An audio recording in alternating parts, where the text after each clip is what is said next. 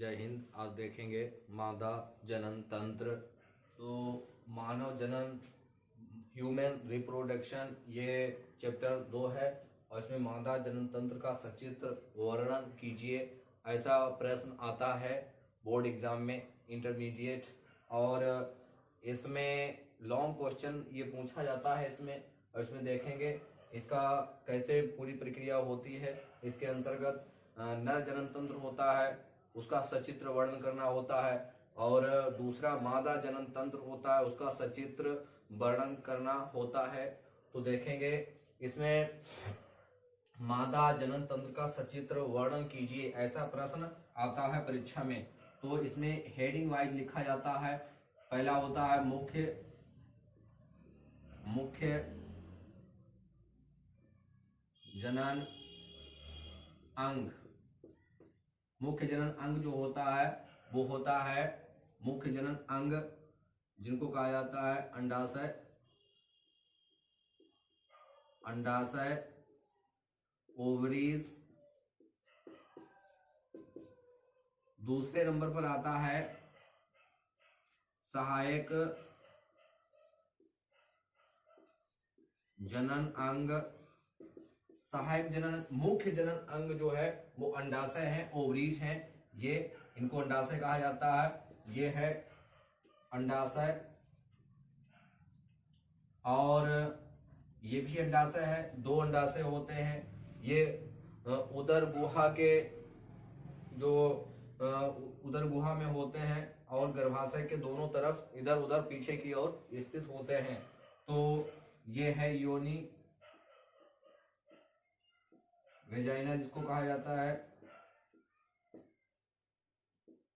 और ये अंडाशय है, और ये झालरदार कीप है, झालरदार कीप।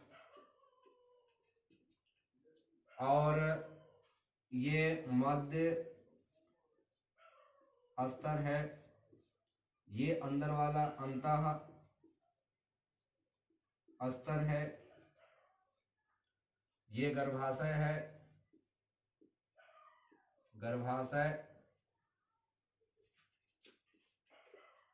गर्भाशय है ये। और ये जो है वो अंडवाहिनी है, अंडवाहिनी। दो अंडवाहिनी होती हैं जिनको फैलोपियन ट्यूब कहा जाता है, फैलोपियन ट्यूब। तो इस हिसाब से अंडाशय ओवरीज होते हैं, ये उदर गुहा में और जिसको पेल्विस कहा जाता है उसमें स्थित होते हैं, और ये गर्भाशय के दोनों तरफ पीछे की ओर स्थित होते हैं, जहां से ये एग का निर्माण होता है। एग जिसको अंडा कहा जाता है, ये एग है, एग इसको अंडा कहा जाता है, अंडा, इसका निर्माण होता है। और नर जनन तंत्र में जो स्पर्म होते हैं वो मोटाइल होते हैं, और मादा जनन तंत्र में एग जो होते हैं ये नॉन मोटाइल होते हैं, और यहीं से अंडे निकलते हैं। और अंडे ये निकलते हैं, ये हार्मोन्स होते हैं जिसको कहा जाता है LH और FSH, यानी ल्यूटिनाइजिंग हार्मोन्स और फॉलिकल स्टिमुलेटिंग हार्मोन्स। ये दो हार्मोन्स हैं जो इन पर कंट्रोल करते हैं और एग का निर्माण करते हैं। और इसमें एस्ट्रोजन एंजाइम ये भी निकलता है इसके द्वारा, तो इसके द्वारा ये कंट्रोल किए जाते हैं। और इसमें मुख्य जनन अंग अंडाशय होते हैं, ये संख्या में 2 होते हैं, और जो कहाँ स्थित होते हैं, ये जो गुहा होती है पेल्विस उसमें पीछे की ओर और गर्भाशय के दोनों तरफ एक एक स्थित होता है। तो ये सहायक जनन अंग होते हैं। सहायक जनन अंग में जो आपका पहला आएगा वो है अंडवाहिनी, अंडवाहिनी जिनको कहा जाता है फैलोपियन ट्यूब्स। फैलोपियन ट्यूब्स ये होती हैं, एक ये और एक ये। तो फैलोपियन ट्यूब्स यहीं पर निषेचन होता है, फर्टिलाइजेशन होता है। जब यहाँ से स्पर्म यहाँ पहुंचते हैं तो यहाँ पर जाके इसी में फर्टिलाइजेशन होता है और उसके बाद में जो है इसके गर्भाशय के आंतरिक स्तर से इसका जुड़ाव हो जाता है और जो ब्लास्टूला अवस्था होती है तो इससे चप जाता है और एम्ब्रियो इसका पूरा विकास भ्रूण का होता है वो गर्भाशय में होता है। तो इसका काम बस इतना ही होता है, ये गर्भाशय और अंडाशय के बीच स्थित होता है।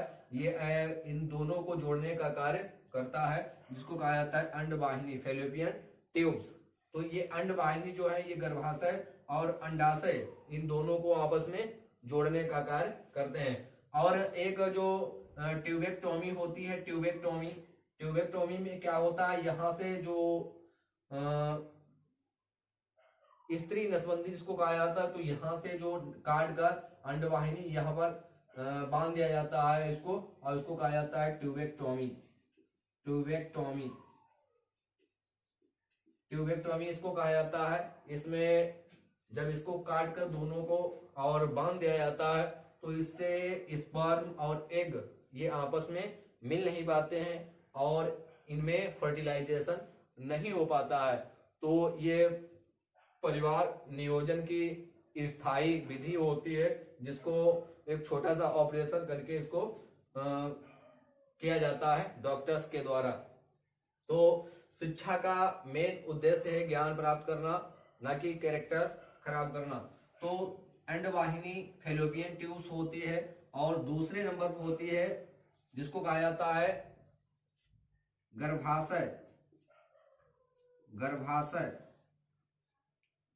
गर्भाशय ये लगभग झिल्ली होती है और लिंगामेंट्स यानी स्नायु के द्वारा ये उधर से चपकी रहती है, जिसका वजन लगभग 50 ग्राम से 100 ग्राम होता है और इसी में भ्रूण का पूरा विकास होता है, यहीं पर विकास होता है।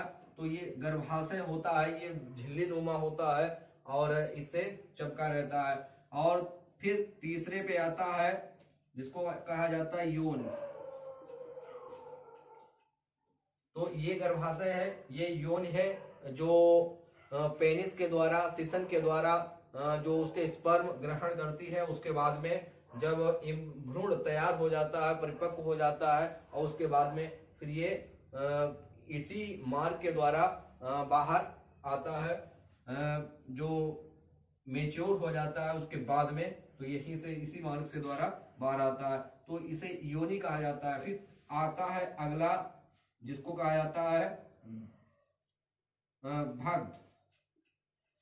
स्त्री के जो बाह्य जनांग होते हैं उसको भग कहा जाता है, तो इसको भग कहा जाता है और यहीं पर स्थित होते हैं मध्य स्तर और अंतः स्तर।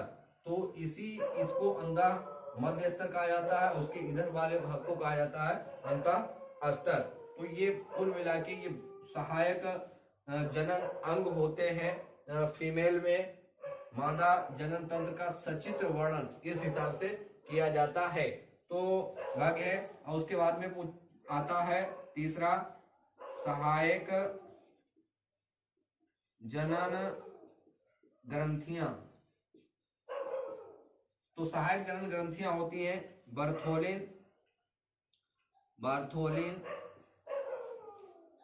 ग्रंथियां। बार्थोलिन ग्रंथियां जो होती हैं यौन के मार्ग पर स्थित होती हैं और जिसमें द्रव निकलता है, चिपचिपा द्रव निकलता है। तो यहाँ पर ये एक जोड़ी होते हैं, एक जोड़ी स्थित होते हैं यहाँ पर, इनको कहा जाता है बार्थोलिन ग्रंथियां। दूसरे पर होता है स्तन ग्रंथियां, ये भी एक जोड़ी होती हैं, एक जोड़ी, और जो स्तन के चारों तरफ ये स्थित होती हैं, जो जिसके द्वारा दूध का स्त्रावण होता है और ये स्तन ग्रंथियां कहलाती हैं और ये वाली बार्थोलिन ग्रंथियां कहलाती हैं। तो ये मादा जनन तंत्र का सचित्र वर्णन आपको परीक्षा में करना है इस हिसाब से। तो यहाँ से इस हिसाब से पूरी ये डायग्राम बना लेना है इस हिसाब से और इसको दिखा देना है। ये गर्भाशय है, ये अंडाशय है और ये झालरदार कीप है जिसके थ्रू ये ज्वाइंट रहता है, और ये अंडवाहिनी है, और ये पूरा जो ये वाला भाग है ये गर्भाशय है जिसको यूटेरस कहा जाता है। ये फैलोपियन ट्यूब्स हैं, एक का निर्माण यहीं से होता है, यहीं से होता है। तो इस हिसाब से आपको इसमें लिखना है। पूरा मुख्य जनन अंग है अंडाशय, ओवरीज लिखना है, दो होती हैं। सहायक जनन अंग लिखना है अंडवाहिनी। जैसे नर में ब्रेसट्स मुख्य जनन अंग है, वैसे ही मादा में अंडाशय मुख्य जनन अंग है जिसके द्वारा एग का निर्माण होता है, जिसके द्वारा अंडे का निर्माण होता है। तो इस हिसाब से फिर यहीं पर फर्टिलाइजेशन होता है, वो फर्टिलाइजेशन होता है फैलोपियन ट्यूब्स में। ध्यान रखना है कि फर्टिलाइजेशन निषेचन होगा अंडवाहिनी में, लेकिन भ्रूण जो है इसके गर्भाशय के आंतरिक स्तर से जुड़ जाता है। उसके बाद में ये भ्रूण का विकास पूरा गर्भाशय में होता है, और गर्भाशय जो होता है वो अपरा के द्वारा जुड़ा रहता है भ्रूण से, और भ्रूण को जो पोषण प्राप्त होता है वो कैरियन के द्वारा प्राप्त होता रहता है। ठीक है, उसी से एक गर्भ नाल भी जुड़ी होती है, जो नाल होती है उसी से ज्वाइंट रहती है। ठीक है, तो यही सब मुख्य जनन अंग है, सहायक जनन अंग है, और उसके बाद में सहायक जनन ग्रंथियां हैं, वार्थोनिन ग्रंथियां हैं और स्तन ग्रंथियां हैं। इसमें LH और FSH इसका बहुत ज्यादा इंपॉर्टेंट रोल होता है। ये हार्मोन्स जो है ये पिट्यूटरी ग्लैंड, मास्टर ग्लैंड जिसको कहा जाता है, जिसका वजन 6 ग्राम होता है, वहीं से निकलता है। मास्टर ग्लैंड जो होती है सबसे छोटी ग्लैंड है, लेकिन इसका कार्य बहुत ज्यादा होता है। जितने भी ज्यादातर हार्मोन्स हैं वो पिट्यूटरी ग्लैंड से निकलते हैं। LH और FSH ये पिट्यूटरी ग्लैंड से ही निकलते हैं, जो अंडे को उत्सर्जित उत्पन्न करने में सहायता करते हैं। ल्यूटिनाइजिंग हार्मोन और फॉलिकल स्टिमुलेटिंग हार्मोन्स ये सब